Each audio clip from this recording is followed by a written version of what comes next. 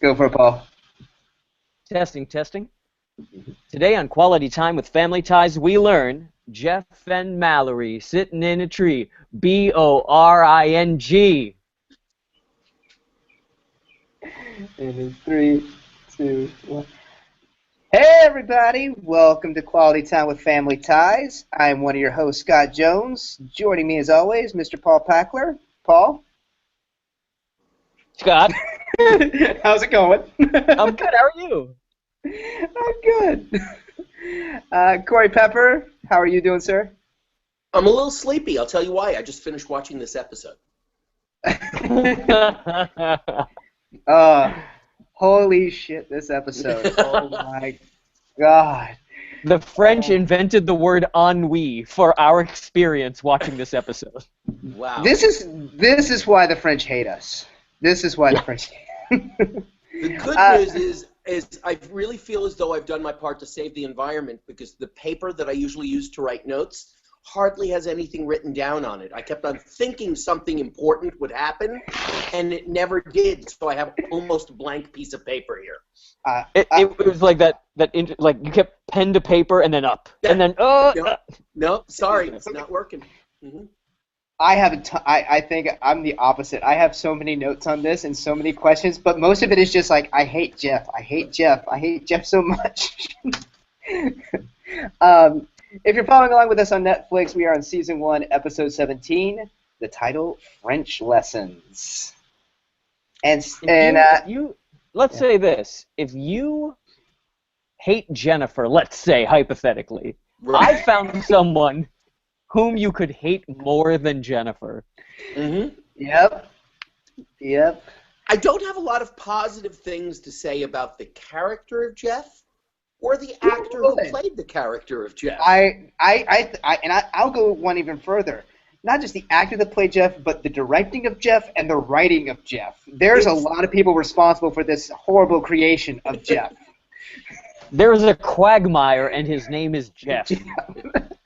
Well, we've theorized that they really exhausted themselves on that back-to-back Tom Hanks episode because we haven't really had a terrific moment since then. No. That must have been one hell of a Tom Hanks party because coming back even this week, they still have not recovered from their hangover. Oh my God, Scott, did you see the documentary called Bachelor Party? Did you see that documentary? It was crazy. No. There was a donkey and everything. Okay, so let's jump into this.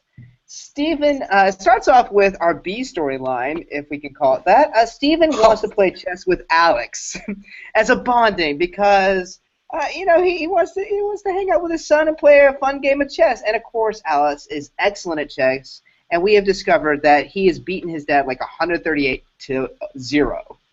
Oh, Scott, 108, 38, 0, and 1. 1, that was a tie. Right, but it doesn't count, Paul, because that was the week Alex had his appendix out. Yeah. Yeah. You know what's great about having surgery is that they give you pain medication. And you know what would have been awesome for this episode if I had pain medication. Pain medication. Absolutely. Oh, yeah. And, this chess, and for want of a better word, I'll say it with a straight face, storyline, goes on from start to finish of this episode and goes nowhere, sheds no light on anyone's character, and is totally devoid of humor or jokes. I know we talk a lot about improv scenes and how, you're supposed to, what you want to try to do in an improv is heighten it, raise the stakes, keep, something new happens. And this just stays at one level the entire episode. The whole time, start to finish. There's on Saved by the Bell they did an episode about chess where like the Russians come over and there's like an espionage type thing of like they kidnap the Russian player and put Screech in or something. Yeah. But I don't know why sitcoms during this time thought that chess was a topic to mine for humor. I guess it's because we were having those individual, the Bobby Fischer versus Boris Spassky, and even those chess matches were like on ESPN, like tonight's Mayweather-Pacquiao fight. Like, it's a big deal. Okay. And it was like a big deal in those days to have a chess match. It's not a funny storyline, but it was a chess match. Gotcha. Yeah, I think, and everything is kind of related, related to the Cold War. So anything we were, versing the Russians in was bigger than it should have been. Like, this is for America. Chess was for America, which is stupid. Right. So that's going on. Meanwhile, Mallory is having her French tutor, Jeff, come over, and it's very clear that she has the hots for him. And it's very clear that we spend 22 minutes trying to figure out why. Yes. Yeah. Why? So I mean, he's a good enough looking guy. He's a good enough looking guy. He's pleasant. He's okay. Yeah, I mean.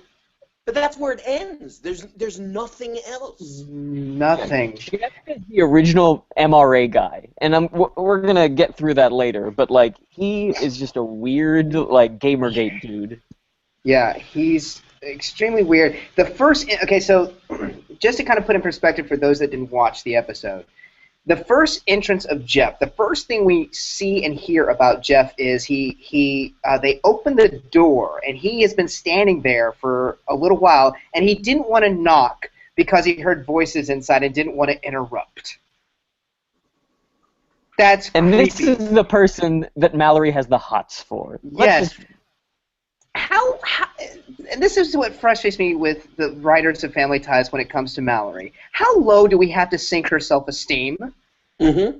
Like, come on. Like, the first thing I said about this guy was, he seems like he's on the spectrum somewhere. Yes! Yeah. It was like, really? She has the hots for a guy who has social anxiety disorder and seems like he's on the spectrum. Yeah. Yeah. And I wrote down, Jeff seems like the guy in a sci-fi movie where it's an alien disguised as a human being to try to study what Earth is like. I do not know your customs or what you do. I did not want to knock on the door because people were talking. I thought it'd be rude for me to interrupt. You just reminded me of the last... Oh, sorry, Corey, go ahead. That's what I was going to say. He's just so awkward. Go ahead.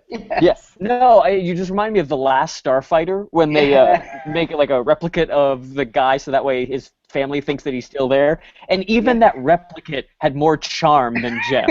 Yeah. Now, could we talk about the actor who plays Jeff for a moment? Sure. Unload, Corey. Okay, I'm going to surprise you. This is going to be right up Paul's alley. Ooh. Are you aware that this actor had a name when he recorded this episode, when he taped this episode? His name, I believe, was John Shadez or Shadez. Okay. But he Shadez, because French. Changed his last name because his mother married Senator Michael Dukakis. This is John Dukakis, Michael Dukakis' stepson. Holy shit, that's crazy. Mm-hmm. He has the personality of Michael Dukakis. That's all I could think. And I didn't realize that until after the episode was over. And I thought, wow, he has exactly the same kind of scintillating personality that Michael Dukakis rode into the Democratic nomination for president. Oh, man. Yeah. That says everything you need to know, listeners. That says everything you need to know. Yep. Okay, so we're done. We'll see you guys next week. Wow. But, we fast forward to the lesson. Now the lesson's happening. It's just Jeff and Mallory in the kitchen. They're working on irregular verbs. And then he says something. He says a non-joke that's supposed to be a joke. And then she says, "You have a good sense of humor," which to me is the most ironic statement ever. I think that her saying that, the irony invented David Letterman. Like he was birthed out of the irony, like Athena out of Zeus's thigh. It's just unbelievable that the writers wouldn't give him an actual joke to say before she says, "You have a good sense of humor." Hey, you're joke writers. Write the guy something funny. Something to say. And this is where it becomes murky of who to blame for the creation of Jeff, because we don't. My guess is it's kind of across the board. The actor is not strong enough to deliver a funny line. The No. writers are trying to write someone who is awkward but charming at the same time, like a sweet awkward, and the director isn't good enough to make that all kind of happen. It's bad. Which is bad. I think I wrote in here, please, Skippy, come on over to the house. Yeah, I just wrote a whole bunch of stuff. I wrote, Jeff is shy. Jeff has no sense of humor. Jeff can't act. He also has no personality. He seems like he's on the spectrum. The longer I watched him, the more unbelievable this whole moment was with Jeff. Yeah. Corey, I'm going to listen back and type up the transcript of that poem that you just read, and it's going to be our new banner picture on Facebook. Unbelievable.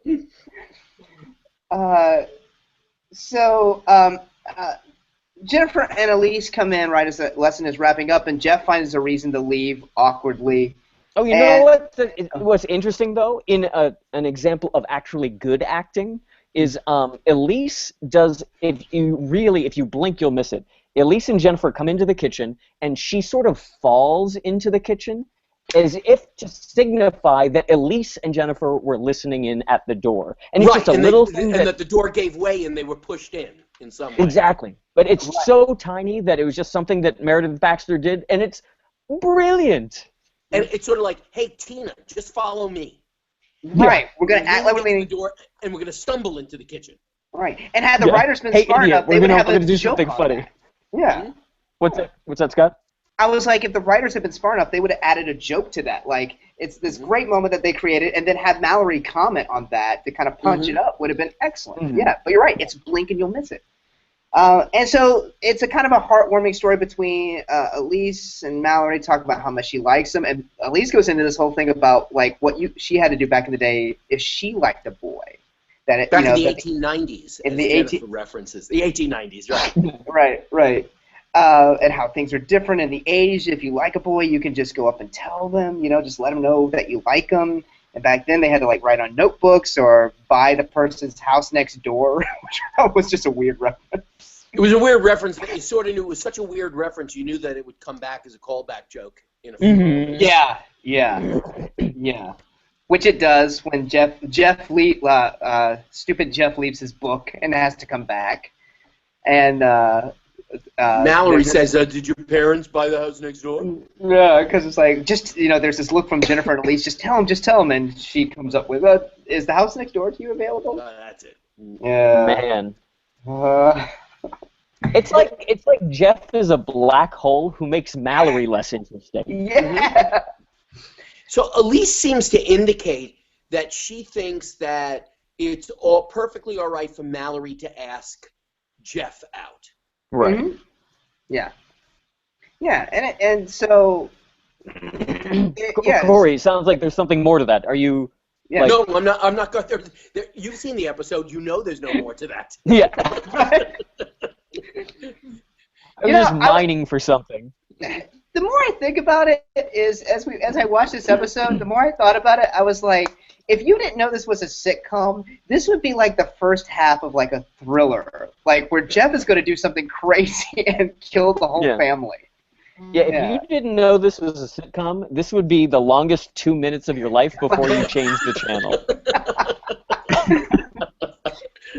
It's amazing Family Ties had a future after this episode. Oh, we're gonna do like a season 1 walkthrough, and I think the big thing that I'm learning is just how awful it was, and I'm amazed they got to a second season. Yeah, I think if you've been listening to this podcast, you would honestly think we don't like Family Ties. It's not true. But you would believe that if you listen.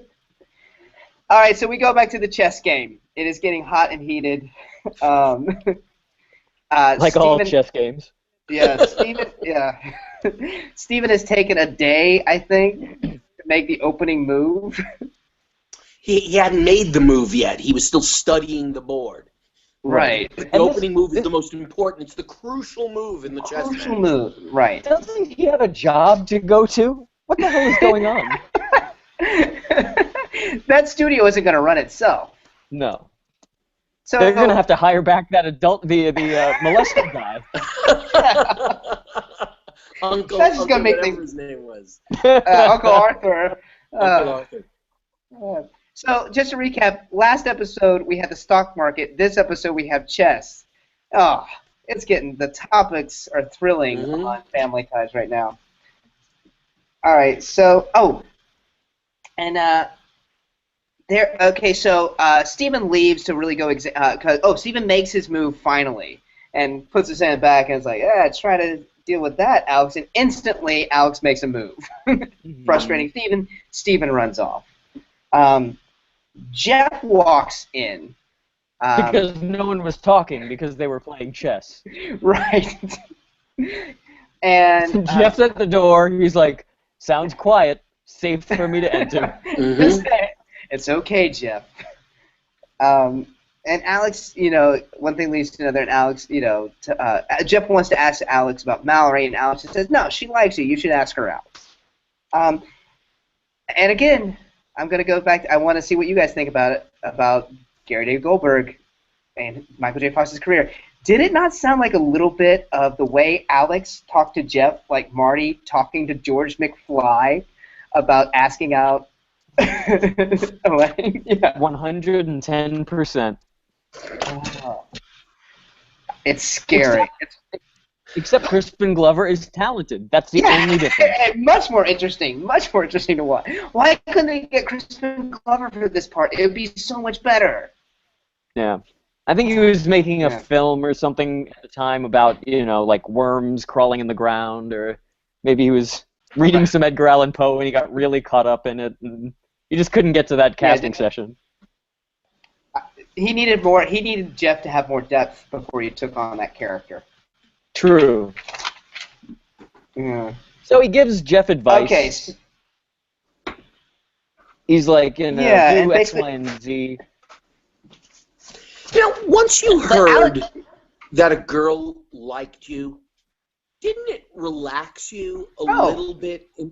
To me, it was like, they go that step further. Okay, she likes you. What's the problem? Well, now I have to go out with her. So what's the problem? I have to go out with her. That's the problem. Yeah. I don't know. Finding out a girl liked me made it a lot easier to go and ask the girl out and then go out with her.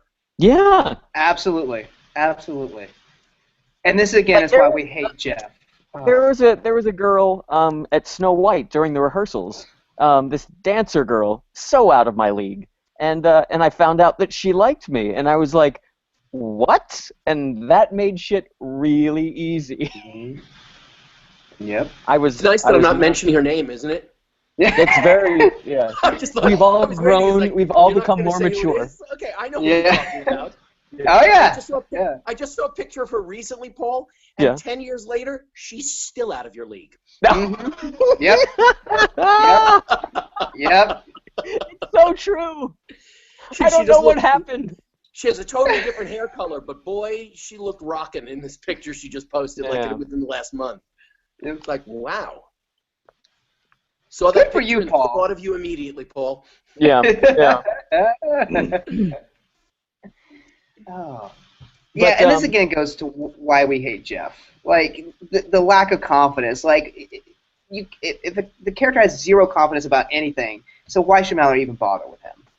Well, but Mallory was awfully nice. What did she bring, Jeff? The Keaton delicacy, orange juice. They don't let it rest for a single episode. No. And Jeff comments, I fresh squeezed it myself. I really want to know if Tropicana was a sponsor of Family Ties. If they made not a reboot, but if they did like an anniversary show where they bring the cast back together, all the Keatons should not have teeth. Like, all their teeth have melted from the acid that they drank so much orange juice. The Keaton family delicacy. That's what it is. Big glass of orange juice. And he gets, who has that great line of John? It's Jeff's only funny line where he goes, "Can I squeeze something of yours?" Oh yeah. It's like, Yeah, it's fun. I brought it to you freshly squeezed. Oh, that's great. Can I squeeze something for you? Yeah. Like this episode makes me so angry in a way because it launched like all of these like nice guys. Like that's the same sort of shit that if Skippy had said that, she would have been totally grossed out by it. Absolutely. Yes. And then Jeff is good looking and says it, and she likes it. Now, my point being, not that I'm saying, oh, just because a guy's attractive, he gets to be a weirdo and girls like him. It's not. I'm not saying. I'm saying the opposite. I'm saying that the writers who made that dichotomy are the ones that are making a problem of, how guys can be and the misogyny therein of like, what. Here's how women think. They just like guys that are good looking. It's really that it has seedlings of that sort of a thing to it. Mm-hmm. And this episode gets more misogynistic when we find out Alex's advice for Jeff during of how he should handle the date. Letting you need to be in there. You need to take control and show her you're the man. Yeah, that's what happens next, right? Like the next scene in the kitchen with Chess again. Yes. Yeah. More chess. Wait. No one with else. all the excitement. Wait, with all the chess excitement. Let's take a break. Let's take a break. It's a good act. I'm gonna plan out my move. I'm gonna plan out my move here while we take a break. We'll be right back. Do you have a card for one? Oh my God, that was so exciting! All that chess. We're back. Paul. You took out my rook. Paul, you probably play chess, don't you? I was going to bring it up when we first started talking about it, but I had, in watching this episode, like one of those little like flashbacky things where I feel like I watched this episode and wanted to play chess with my dad. Mm-hmm. I feel like that was the thing that happened because I just remembered that scene for some reason. Do you play chess, Scott? I used to a long time ago. I would even need to brush up on the moves and everything. But I remember when I was playing it for a while, I really enjoyed it. I can't retain what all the pieces do. You can teach it to me 1 minute, and then I'll be, what does the horsey do? What does the tower do? I just can't remember. I love that you refer to it as the horsey. It's the horsey. It's the horsey. I'm going to move my horsey. Yeah. I wish I were better at it. I feel like I'm the kind of douchey guy that would be good at it, but I'm really, really not. I could see you like going down to Washington Square Park and just like playing 5 games at one time with people. With the timer on. Paul sitting like an old black man. Yeah, I did that once. I went down there and I gave him $5 and I was like, look, I'm terrible. Just tell me one thing to do better. By the end of it, he's like, do you want some pot? And I was like, no, I'm good. It's like 11 in the morning. Back when I was not employed. Are you saying that 10:30 in the morning is not a good time to smoke pot? It's always a good time to smoke pot. I'll jot that down. So I'll keep that note. Yeah. Yeah, afternoon. I'm an afternoon man. Yeah. One thing I wrote down is like how nervous Jeff is. He's like, I should not be going out with Mallory Keaton. I was like, you got that right, Jeff. You shouldn't. You shouldn't be. Yeah. Once again, the irony is thick. Mm-hmm. Also, he comes into the kitchen like he's coming over, and he just walks into the kitchen. Why is Jeff not coming in the front door? Yeah. And how did you know Alex? It looked like he was actually searching for Alex, and he just knew he was in the kitchen. No, all right. Well, yeah, kind of, but it still didn't make sense. He's trying to get Alex's advice. And doesn't it seem, once he gets Alex's advice, then he begs Alex to come along on the date and be in the restaurant so he can continue to advise him, which to me sort of sets up like a Cyrano/Roxanne kind of thing.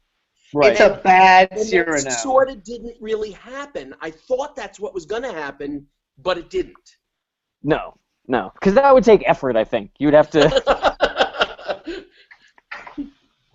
Yeah. But Yeah, it's so weird because that's what I was totally expecting, that sort of thing, and then it really doesn't play out that way at all. And that they would like turn the expectation that he's giving him bad advice, but it would be the same dynamic of the Cyrano whispering thing. Absolutely. Right. Yeah. Right. Yeah, and he says a line. It's like, "All right, Alex, I'm sure you can get a date, by tonight." And so so there's a bit of Michael J. Fox calling phone. Oh, it's your cousin Alex. Mm-hmm. But it turns out Alex brings Jennifer to the restaurant with him. So Right. Alex couldn't even get cousin Regina to come with him. Jennifer has to be his date. Yeah. Oh, What and is we the guy, by skipped the way? one. 8 episodes ago, the guy got laid with a college girl. Now he can't get a date to go and have pizza Yeah. at an Italian restaurant. Yeah. And he read the height report. What did he read? What was that book? Oh, Our Bodies Ourselves. Our Bodies Ourselves. Yeah. So between the sex with the older woman, reading Our Bodies Ourselves, he should be in pretty good shape. He hooked up with that girl at the sorority party. At the sorority party, absolutely. She was all over him. Yeah.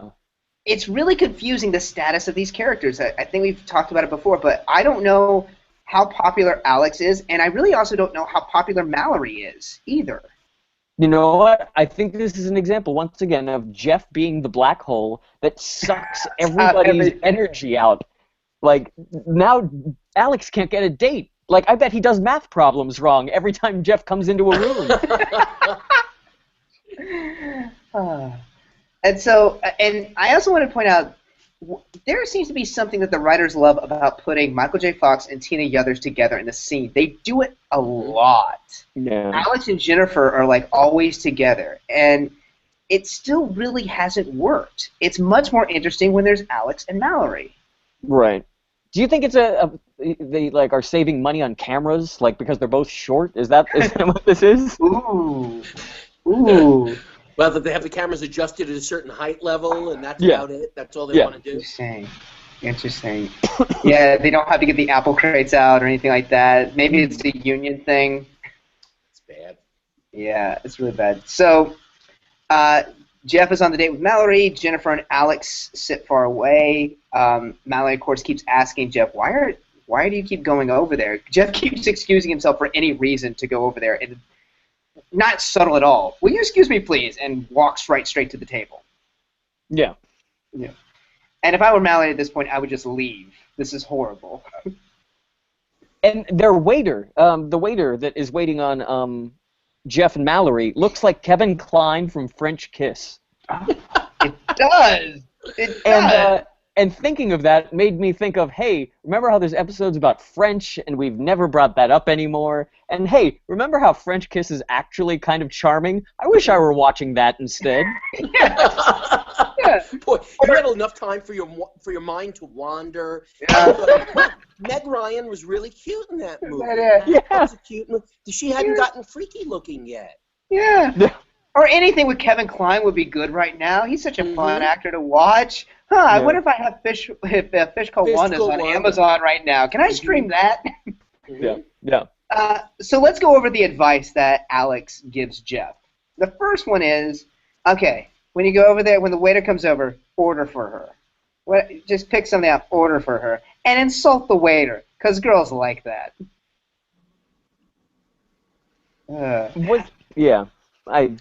I've never understood the charm of ordering for your date.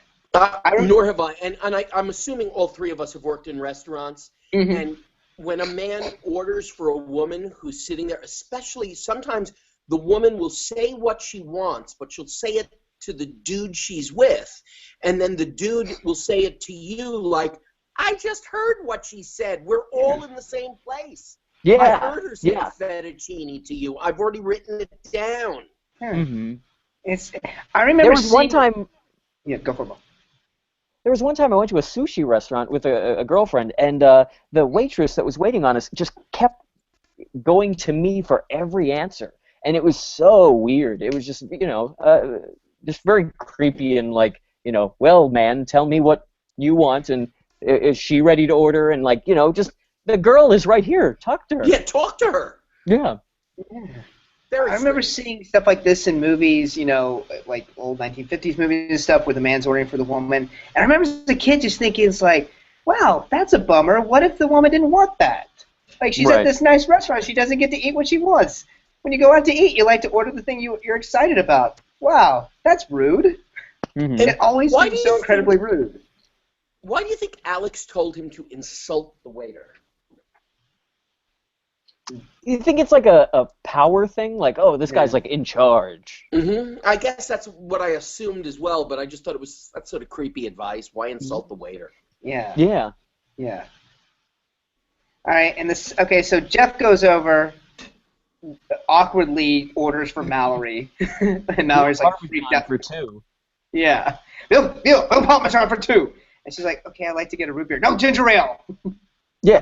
Also, then he orders 2 veal parmesans. Like, that's so stupid. If you're gonna order for 2, why get the same thing twice? Get something else. Different. And then you can like push her out of the way and be like, "Get out of my way, woman! I want to try your stir-fried chicken." And then I'm eating my veal, We're gonna share. This is family style. Exactly. And then you club her over the head with the drumstick and take her home for some after-dinner mints. Slow down, I'm writing all these notes down, Paul. You got away with the girls. This is how you fall asleep knowing that you're the man and you were right all along. Exactly. Wow. That's what I'm saying. This episode is like an MRA guy's wet dream. Yeah. And then the second piece of advice, which kind of contradicts the first piece of advice a little bit, is just go over and flatter Mallory. Just flatter her. And he comes up with some weird Cyrano de Bergerac prose and stuff. Which, of course, Jeff bungles when he tries to go over and tell her, like, her eyes are like pools of corn. Once again, stealing the joke, or not, I mean, it's predicting the joke from Back to the Future. When Marty gives Crispin Glover the advice, and then he goes in and says, "My density has popped me to you," or whatever. Mm-hmm. Yeah, you are my density. But at the same time, the poetry that Alex weaves, the word jumbles are, your hair is like fine spun silk corn. Who's spinning corn silk? and then your eyes are like shimmering pools of beauty. Can you swim in beauty? Do you have an above ground or a below ground pool of beauty? Right. And unless you're in the Middle Ages and a peasant, you're not spinning corn. Yeah. Yeah. Ridiculous. Okay, and so it just builds up. This scene builds up to a climax of Jeff messing up the prose, and then he's trying to reach over and insist that that her veal parmesan is good. It falls all over Mallory's dress, and just this big scene is created, and Mallory storms off, as she should have done way, way earlier. Right. Yeah. And then back at the house with more chess. More chess. Oh, and I was kind of scared of Steven in this scene because it looks like he's been up for days. No, I'm sorry. He's reading over the book. He's reading over Alex's book and like obsessive about the moves that he's gonna make and trying to get one step ahead of him. And Elise brings up the obvious fact. He's like, "Don't you think Alex has already thought of that?" Because it's his book. I mean, it is his book. And he's like, "Oh, what?" And this is recalling episode 2 when Jay Tarsis was on and Steven was constantly competing. I wrote that down very earlier. That this is something, just like Teeny Others and being a tomboy, Steven is, for being a peacenik and very green, he's a very competitive guy. Mm-hmm. Yeah. With his father, with Jay Tarsis, with Alex over chess. Over and over again, we see that Steven is very competitive. Steven is going to love Bill O'Reilly in 1995. When that show comes on, Steven is going to love it. So Mallory comes in, bummed about her date, and, heads upstairs. And Jeff is right behind her. Like, Jeff stalked her all the way home. Yeah. It's like I was just listening to the Thanksgiving episode when the grandma and Jennifer went to the jail, and then everyone came in 30 seconds later. Yep. Yeah. And so Jeff explains what happened, and they get to the bottom of, this is all because of Alex's advice. And Alex and Jennifer, again, right behind them, not far at all, come in, and Alex is like, maybe, okay, so maybe I took, wasn't the greatest advice, and blah, blah, blah. Mallory comes back down and kind of just encourages Jeff to be himself, and I like you for you. You don't have to take on Alex's advice, which, again, Mallory, you can do a why do you like Jeff? Please explain to me why you like Jeff. I'll be honest. I want to go on this. Like, who would you rather date, Alex or Jeff? Alex. Alex. Yeah. He's much more charming than Jeff. I don't want to date a dullard. Jeff's a dullard. Like, even if Alex said the shittiest thing to the waiter, I would still be like, at least you're not Jeff. Yeah. Exactly. He's got a personality. He's very strong in his personality. And whatever shitty thing he does, after 20 minutes, he'll apologize. Exactly. I'm sorry. He'll be very sorry. Very sorry. Mm-hmm. But Jeff is just never going to get it. He's never going to understand anything because he's that stupid. And that's what. And so we trash Jeff. For the last 20 minutes, we're trashing Jeff, and it's worse than we've even said. And yet, what falls into his lap at the very end of this episode? A kiss from Mallory. Oh. The worst. He wins. He's a winner. He's not a winner. He's not.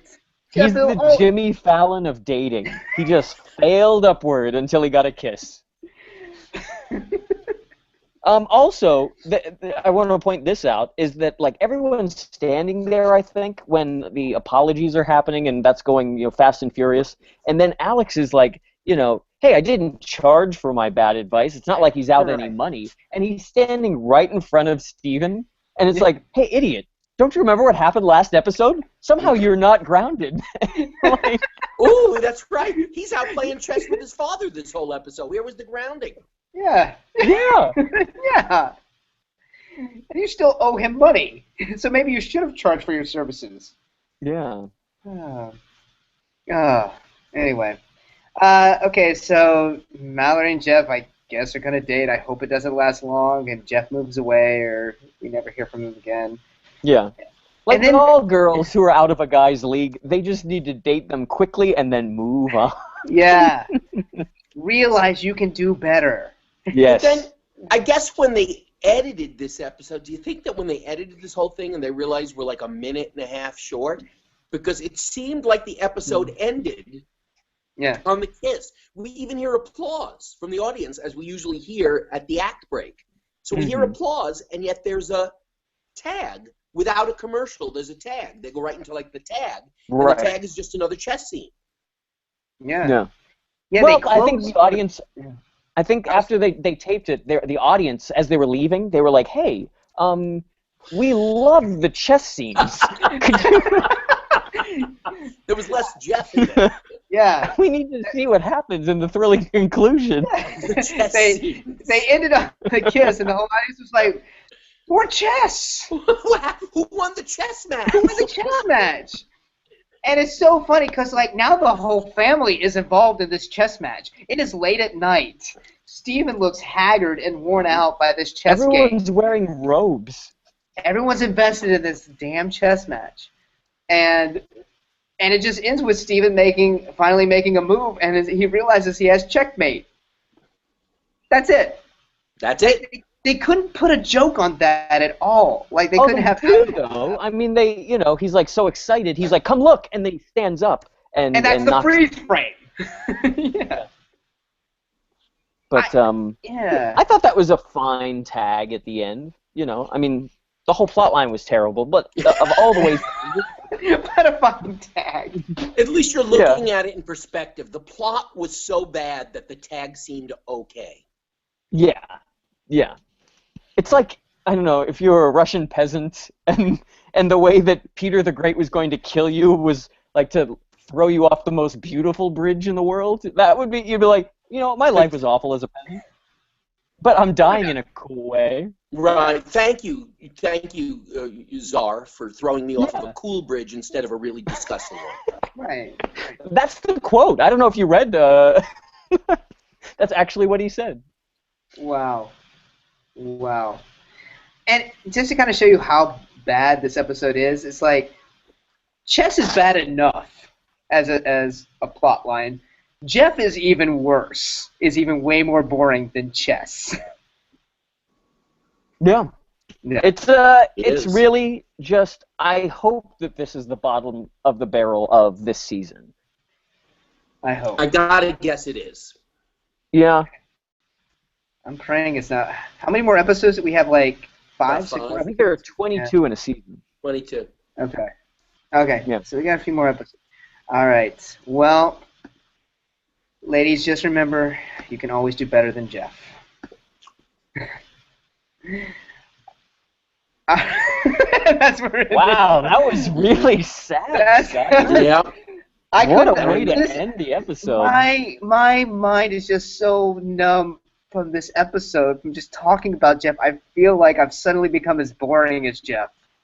Yeah. Yeah. It's like you said, Paul, he's a black hole. He's seeping into this episode. Yeah, he is. I mean, I can barely see Corey's face. I think he's like lying on the table, maybe. Like he's Yeah. lost all energy, or maybe he's frozen. He might be frozen on the screen. Oh. Anyway. Just another thing that Jeff ruined. Jeff has ruined... I'm going to say another fuck you, Jeff. Be sure to rate and review our show on iTunes. And for questions and comments, email us at qualitytimewithfamilyties@gmail.com. Follow us on Twitter at Qtwft for any updates. You can also follow us each on Follow Jones. Follow us each of us. I'm at Follow Jones. I'm at Paul Packler, and Corey I'm just at got back. Cortep. Course back. Corey, you have such good timing. That was like amazing. It was Uh-huh. perfect. It was perfect. That was Elise coming through the doorway. Good timing. Yep. Yep. The only good moment of that episode. Yeah. Yep. Be sure to like our Facebook page, too. We'd like to thank our host and producer, Barbara Dillon at Fanboy Comics. Fanboy Comics is an online conglomerate of geek media, providing its readers with daily reviews, interviews, and podcasts that span the pop culture spectrum. Be sure to check them out at fanboycomics.net. We also like to thank Perry Adams, who beautifully performs the Family Ties theme song Without Us. Be sure to check out Perry's music and dates at perryadams.com. And we also like to thank Bryant Dillon, who created our fantastic drawing and artwork, as well as edits our show. Bryant is the president and co-founder of Fanboy Comics. Follow him on Twitter at Comic Book Slayer. And also Sean Foster, Fanboy Comics graphic designer, for designing our logo. Thank you, everybody, and we'll see you next week. See you next Bye. week. Bye-bye. Au revoir. French lessons. I get it. And